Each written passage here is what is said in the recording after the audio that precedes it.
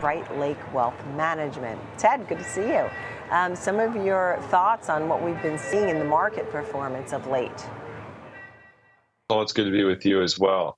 It's been a rocky last week and a half. I think it's now 9 days in a row the market has lost value after so many green days this year. And of course, highlighted by the Fed's comments yesterday, traders having to digest that. Ultimately, though, I think we see the green today. They're digesting those comments and really looking forward to the end of the year. And I think really what they're actually looking at is where the consumer is at. We've seen a stronger consumer than we've ultimately expected, given all the talk about inflation and the pressure they've been put under the last several years, really. So yesterday, where we saw the big sell-off, was that a buying opportunity? I think ultimately that's the way I see it. I mean, at the end of the day, we always cite that Warren Buffett quote, be fearful when others are greedy and greedy when others are fearful. And despite the Fed comments yesterday, the overall trend of the interest rate environment we seem to be going into is still downward.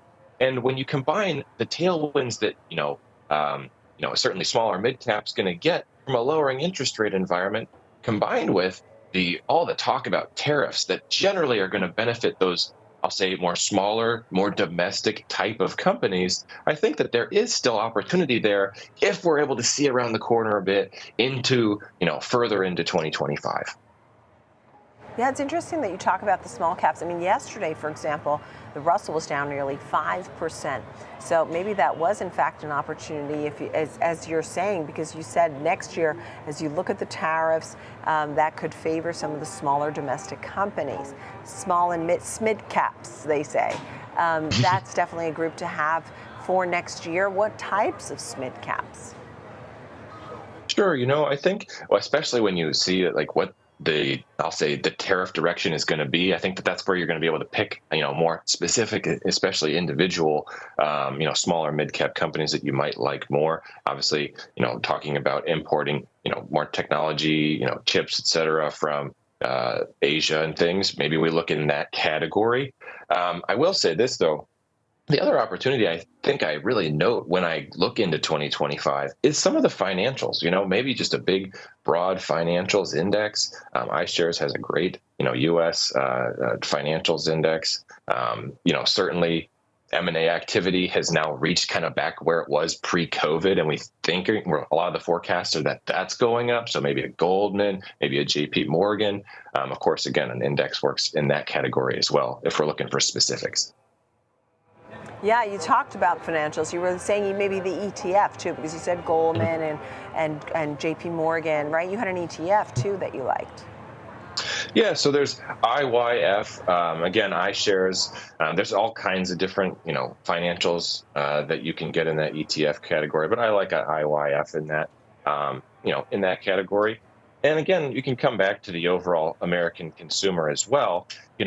Consumers have shown us, I think, now that they're okay spending a little bit of extra money on durable goods like vehicles, certainly carrying more debt. And that's also going to tend to benefit those type of financials. The GDP number came in and was revised to 3.1% for Q3, of course, targeted if we forecast that over the 12-month period.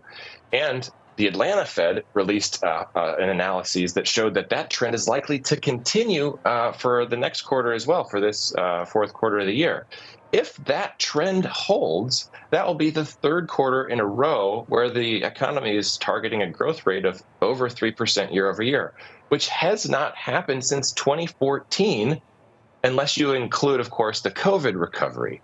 And so when we see that kind of, I'll say, strong economic, like vital signs, if you will, it's hard to think that, the banks might not benefit, and certainly that the economy isn't durable enough to handle the pressure it's been put under. Yeah, understood. When you look at the financials too, do you think at the end of next year we'll be sort of impressed with the M&A activity or the number of companies coming public and IPOs?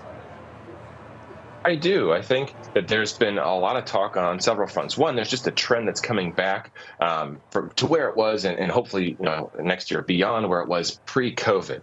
But there's also been such a tremendous amount of discussion about Lena Khan and the FTC and how hawkish they're going to be in terms of M&A activity, and the incoming president and the broader economic policy that's been discussed has tended to be more favorable towards M&A. And so when I think you see an opening there from a regulatory standpoint, as well as so much pent up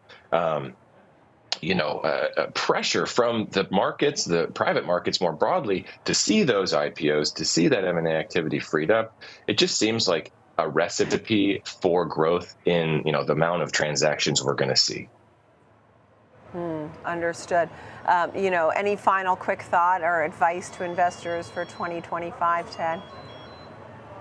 I think always, if you have some winners, it's never a bad time to take some, profits and make sure you're measuring your risk. But we start to position for next year. I'd say, hey, if we are going to get that lowering interest rate environment, try to take advantage of that. All right. Good to see you, Ted. Thank you. Ted Thatcher, Good to see you too. Lake Wealth Management. Thanks.